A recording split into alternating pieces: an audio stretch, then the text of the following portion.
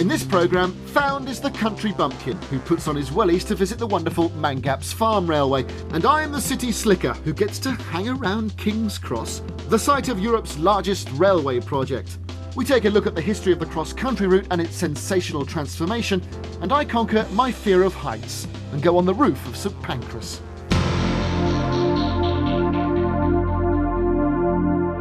There was a programme on the telly recently, rather good it was, called The Garden Railway. Hopefully they'll repeat it one day. And in that, the presenter, rather nice fellow I'm told, managed to squeeze a railway into a space no bigger than 40 foot by 25 foot. But just imagine if you had 400 acres to play with.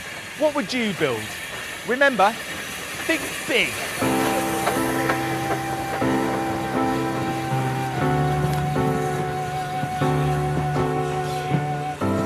Love it when it all works out. Believe it or not, this is one man's private railway, and it belongs to Mr. John Jolly. Well, it's a hell of an undertaking, isn't it? You've got a lot here. How did you start? It all started a long while ago, back in the 1950s, when, as a schoolboy, I started collecting odd bits and pieces of railway memorabilia. But then it became more serious during the 1980s, when we had the opportunity of buying the station building from about a mile up the road from where we used to farm in Suffolk. Right. And that was eventually brought down here to Essex and set up in our garden as a summer house. Right. And people started to say, well, this is very interesting, looks lovely, why don't you open it to the public? So you've gone a strange way about it, really, haven't you? You've got the building and then put the railway in around it. So you've acquired all this track, presumably. You've now got to, into the position of having to lay it. Any problems there? Not really. We were very fortunate in that we had a lot of help and advice from friends who worked on the railway in the permanent way department. Being a farm, we were fairly used to handling heavy items, and we had the right sort of equipment. And basically, beyond that, it was just a question of reading the textbooks on the subject, British Railways track and so forth, and learning in that way.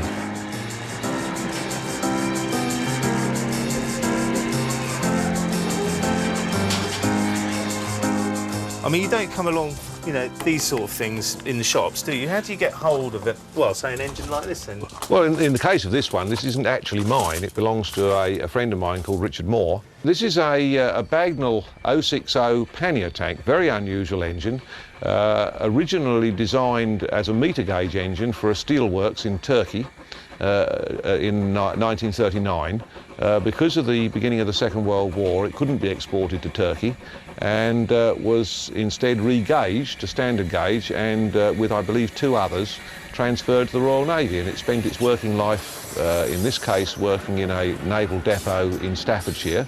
Its 2 sister engines worked at Rosyth Naval Dockyard. But it's not just steam and diesel engines, is it? There's a lot more to this. Oh, absolutely. To this farm railway than that. Here, is it? There's well, there's this for a start, isn't it? I quite like this. Yes, it's a very unusual little vehicle. A lot of people think it's just a toy, but in fact it is a very, very serious railway vehicle. It's an engineer's inspections car, built by Wickham's of Ware in Hertfordshire, who are a firm who specialise in this sort of vehicle, and it was for railway managers to trundle out and inspect the permanent way or the signalling on sections of the main line. Well, now this takes me back a bit. I might very well, in my earlier life, have driven this particular unit. I used to be a driver on the Northern Line, actually.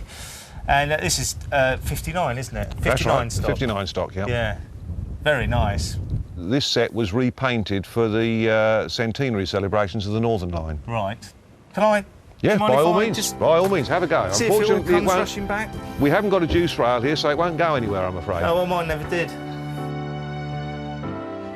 Considering that this was all built up by one guy, essentially, it's an absolutely fantastic railway, and everywhere you look there's another point of interest. You might recognise that signal box over there, for instance. If you visited the Science Museum over the last 25 years, because that was the place that this signal box resided in until about 4 years ago. They did a big clear out, got rid of the Deltic and all that, and John somehow was contacted and told that he could have the signal box if he could get it out of the Science Museum. Well, he's obviously done that, and there is quite a good point of interest inside here. This instrument cupboard here comes from the old sewing box in Cambridgeshire. And it's of note because it was outside that signal box that a train exploded during the Second World War. It was an ammunition train, it was coming down the track. The driver and the fireman noticed that the first wagon had caught light. They bravely jumped down from the footplate, uncoupled that wagon from the rest of the train and started moving it forward. Then it exploded. It killed the signalman and injured the driver, and both he and the fireman won a George Cross. But you can still see in the back of the cupboard here, pieces of glass embedded in the back panels.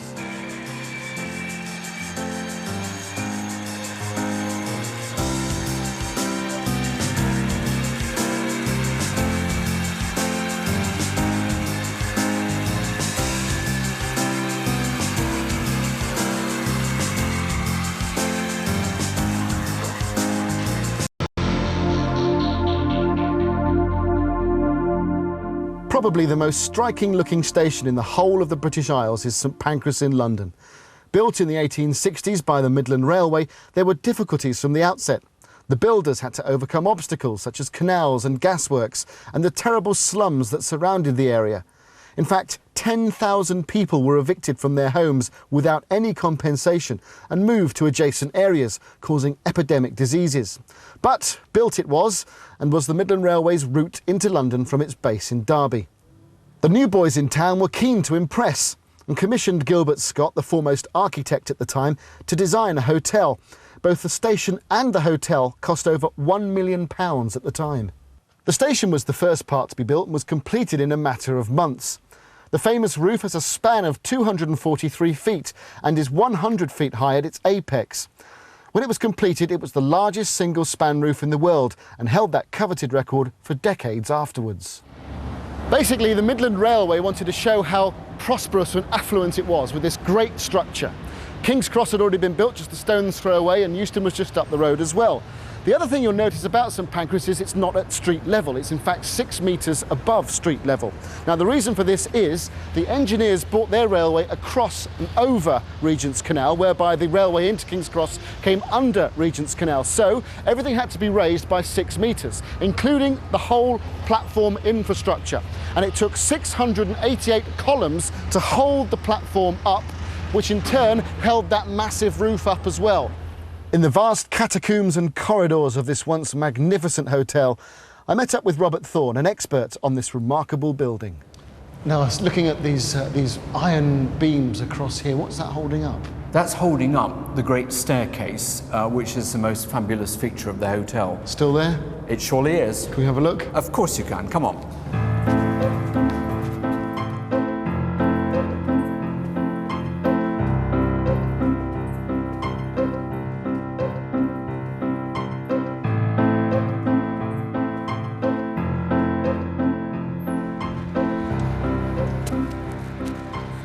Now, this is rather large to be a bedroom, Robert. We are on the grandest floor, the first floor, and on this floor of the hotel, the rooms were arranged as suites. So you had, this would be a sitting room, and then there would be bedrooms off it. Hoteliers don't do that very often nowadays, but they certainly did in the 1860s. Because everything was done on hierarchy and class in Victorian England, wasn't it? Absolutely, and the hotel is a working model of the Victorian hierarchy. If you go from this floor, the grandest floor, up to the 5th floor in the dormers, then you'll see where the servants slept and the least affluent visitors.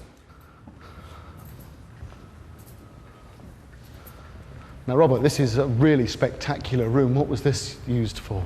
Yes, this was the ladies' smoking room or ladies' coffee room, to which they would come to have a cigarette and a quiet chat separate from the men after they'd been in the dining room over there. So was it still deemed taboo for ladies to smoke in public in those days? I think so, hence the fact it's a separate room rather than they're smoking in any public room in the building. And is there a gentleman smoking? No, gentlemen smoked all over the place. So why was the hotel not as successful? Because it's a beautiful building. It's a wonderful building, but it closed in 1935 essentially for 2 reasons. One, because of its location, which was becoming increasingly disreputable in the early 20th century, and secondly because of its lack of facilities, particularly sanitary facilities. Astoundingly few bathrooms and lavatories in the building even today. Now, David Joy, you're Director of Planning for London and Continental Railways. That's right. Could you explain exactly where we are at the moment? We're in the Goods Yard area, about 56, 57 acres north of King's Cross St Pancras, developed by the Great Northern Railway Company to distribute goods down their railway line into London markets. And what can we see around here? What are these buildings used for? Basically, the big building in the middle is the granary building used for storing grain and distributing grain. On the far side's the potato market, which was bringing potatoes in from Lincolnshire. And on this side there are coal drops, which brought coal into the London market to burn in the London fires.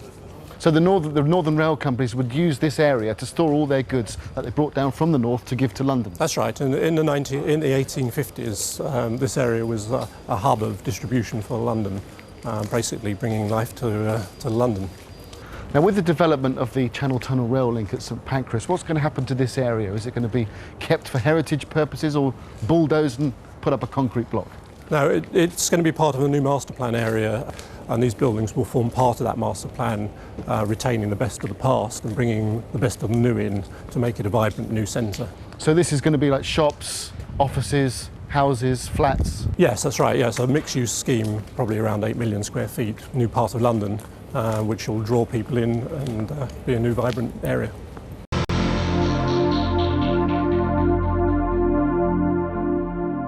The Channel Tunnel Rail Link extends the new high-speed line into St Pancras via new stations at Ebbsfleet and Stratford, creating the infrastructure for Eurostar train services and Fast Kent commuter trains between London and Kent.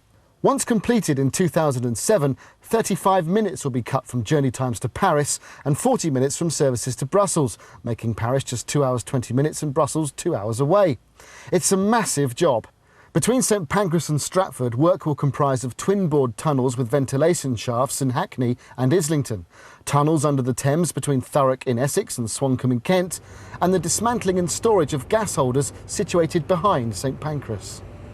Now, if you suffer from vertigo like I do, the worst place to view the Channel Tunnel Rail Link is the roof of St Pancras. So where do we go? The roof of St Pancras. Now, Ian Gardner, you're the RLE project manager for Area 100. Can you explain where your jurisdiction lies? Where is Area 100 as we look from the top of St Pancras roof? Okay, well, Area 100 of the project is what we call the St Pancras area of the project, but it extends quite a bit beyond just the confines of the existing station. To give you a feel, we go right out to a point almost a mile away from here, and the work we're doing is to change St Pancras into a massively bigger station with 13 platforms in total. And then the CTRL railway will come up out of St Pancras over the Regent's Canal and round and go again over the East Coast Main Line and into tunnel and continue on off towards Stratford and then the Thames and Ebbsfleet. In addition to that, from the CTRL you'll be able to sweep across and up onto the North London line, which links to the West Coast Main Line. Now, this is a huge construction site. It must be one of the biggest in Europe. Yes, very much so. There must be hundreds of headaches that you come across on a daily basis. What have been the major ones for you? To do this amount of work in an inner city environment is very unusual. As an example, just over here on our site was one of the, and still is actually, the major gas distribution hubs of the City of London. And we've had to relocate all of the major gas mains. We've had to take down a series of the old gas holder storage structures. We've had to relocate their gas distribution governor facility. That's one example. Others are the need to keep the railway going at all times. We have a requirement to keep Midland Main Line operating with a two-line railway right the way through our project, Right. and into a minimum of 4 platforms throughout our project. Also, Thameslink currently go up the line out of St Pancras up towards Cricklewood, Bedford. That's right, up the Midland Line. Up the that's Midland right. line. But you're also going to be constructing a line whereby Thameslink will also be able to go up the line out of King's Cross towards Haringey that way. There's a separate project to ours known as the Thameslink 2000 project, but because we're doing so much work here at the moment, part of their project, it was decided, should be an integral part of our project. So we are also going to construct 2 new tunnels that come under our work, come under the Regent's Canal, and come into a new underground station that we're going to build below our new station for them. So this basically is going to become the transport centre of London, as far as railway is concerned. Now, Alistair Lansley, you're the lead architect for Rail Link Engineering. When the Channel Tunnel Rail Link comes into St Pancras, are you going to have to expand the whole structure of the station? We are. Basically, we've got 8 platforms here in the existing train shed. What we need to do when we bring the international trains is have 13 platforms. And basically they'll be divided, 4 for Midland Main Line, and they will be sitting out at the northern end of the train shed. The international trains will be the only ones that come from the extension all the way into the refurbished train shed, and then 3 additional platforms for the reserved domestic operator. Now, Alistair, these current Midland Main Line 125s aren't as long as a Eurostar. Right. Now, how are you going to get a Eurostar into the current train shed? The Eurostars are 400 metres long, and currently here we've got 700 feet or 200 metres long. We need to extend something like 250 metres to the north. Now, also, Thameslink have got a station at King's Cross, their Thameslink station there. You're also incorporating them underground here? We are, indeed. The Thameslink will be actually an underground service, almost like the underground is around us, below the undercroft and below ground level again. So effectively that's made us redesign the new front door from the southern end to our northern corner. That will be the new front door of our station. Now, you've already spoken about the hotel, which of course is behind us. A very, very famous hotel, but you're going to extend it around the side, on the other side of this wall. We are. I mentioned Thameslink before. Thameslink is coming underground, the other side of this wall, and what we need to do is to replace those buildings, stone by stone, brick by brick. Because it's a Class 1 building? Because it's a Grade 1 listed building, identical to St Paul's Cathedral in terms of its preciousness. But then on top of all that, we've effectively formed the launch pad for a new 200-bedroom hotel, which will plug into the refurbished Midland Hotel itself. What are you going to do to the roof? Well, luckily the roof still stays. When it was built, it was quite high tech in the sense that it was 20 years before the Eiffel Tower. It was the biggest in the world, and it's still magnificent.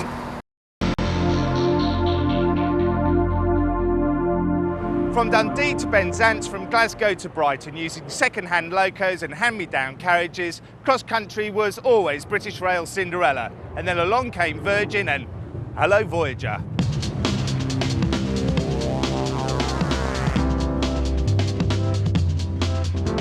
This is probably the biggest timetable change since the Second World War. Every single cross-country train from Aberdeen to Penzance is changing its timetable. It's formed from a new train. Every driver, every member of staff, every customer has had to learn a new timetable. We were looking for a train of very high performance. Most of our journeys are 8 hours, and there are not many trains in Britain that travel for 8 hours, and we were looking for massive reliability. And putting the engines under the floors so that every single coach has got an engine gives us lots and lots of reliability and redundancy. We got 34 Voyager trains which don't tilt. They're lightweight and very fast, but when they come to the west coast between Stafford and Glasgow, the railway is so curvy that we need the train to tilt. So we invented a fleet of super Voyagers which can also tilt, and that will take another quarter of an hour off the journey to Scotland. It's £1 billion worth of new train, and it's taken 5 years to develop. The routes first came together, I guess, as a result of the need for people to travel between places other than London, and you can trace some of the trains back to the early 1900s. I suppose it really began to come into its own with holiday travel to the south and the southwest during the summer months. In the 1970s and 1980s, I think there's a strong parallel with motorway growth. What had happened at the same time on railways was the transition from steam to diesel, and the higher speeds that were possible with diesel traction actually meant that some of these long cross-country journeys could actually be done in the course of a single day's travel, which just wasn't possible with a steam engine. We knew we were taking a gamble with the Virgin brand. Market research showed us about 5 years ago that the Virgin brand was the most respected in Britain. And we knew that, you know, putting that brand on old dilapidated trains was a hell of a gamble. And there have been moments in the last 5 years that we wondered whether we did the right thing, whether it was a gamble too far. Having said that, I think that over the next 5 years, once people have discovered the new trains and, you know, seen the difference and remembered what went before, I think we'll decide that it was the right decision, but it was a close run thing. The logic is quite simple. If you look at the cross-country network map and the motorway network map of this country, the two are very, very closely aligned, and it's quite clear when you look at the motorways how much business there actually is travelling to non-London destinations. Virgin saw this possibility, and they realised that one could really grow the business with shorter journeys if we can take the next step to faster diesels, tilting diesels, cut the journey time even more, and increase the frequency, which is just as important. The part the public don't see is the logistics behind the scene. How on one day can you have an old train running and the next day you've got a new one? Is the driver trained? Is the guard trained? Is the maintenance ready? There's been a massive amount of work behind the scenes getting 4,000 people retrained. I mean, we can't be completely sure with the cross-country network because it crosses over so many other networks, and, you know, with building work still going on for the next couple of years, that it's going to be, you know, bang on time, but it's going to be a hell of a lot better than it was before. So why was everybody wearing carnations there then? Well, it was Richard Branson's wedding, and I was the best man, and Chris Green was an usher. You're lying, aren't you? No. Yes, you are. It was a press launch. Yeah, it was. So why did you lie then? Don't know. Trying to impress me, weren't you? No. Yes, you were. I wasn't. Yes, you No, were. don't touch me.